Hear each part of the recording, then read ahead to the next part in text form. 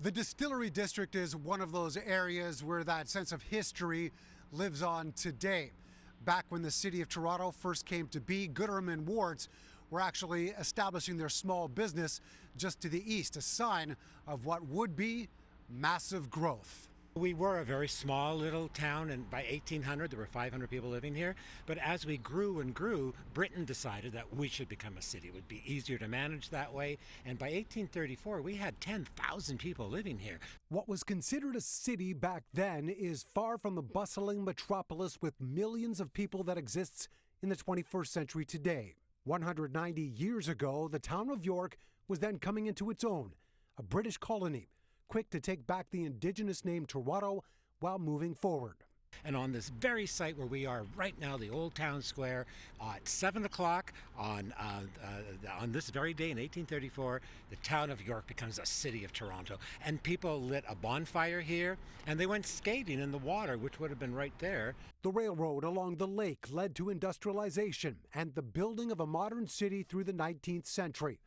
Tall office buildings, busy streets, before the Great Fire, only to be rebuilt again. From day one, Toronto was all about making money. Montreal is where you went to have fun. Buffalo is where you went to have fun. But this was all about money. And one of the first things the city did was make it easy for businesses to thrive. Immigration saw population booms and formed the city's diversity.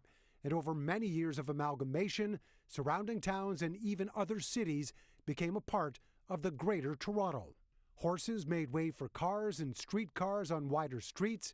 Downtown was built up, and the CN Tower marked this city's spot on the world map. We're just very grateful. We remember our history. We remember things that we are able to do together, and we honor our motto, diversity is our strength, as we celebrate our birthday. Every step of the way, Toronto has seen its struggles. Today's growth has created a housing crisis and made life less affordable. But it's also considered a destination with many things to celebrate. Now we're about food and restaurants and tourism and a vastly multicultural city, but it was very, very different 190 years ago. The city's 190th birthday celebrations will be taking place this Saturday from 3 to 10 o'clock at Nathan Phillips Square with some live performances, food vendors, and some fireworks to cap it all off. Mark McAllister, City News.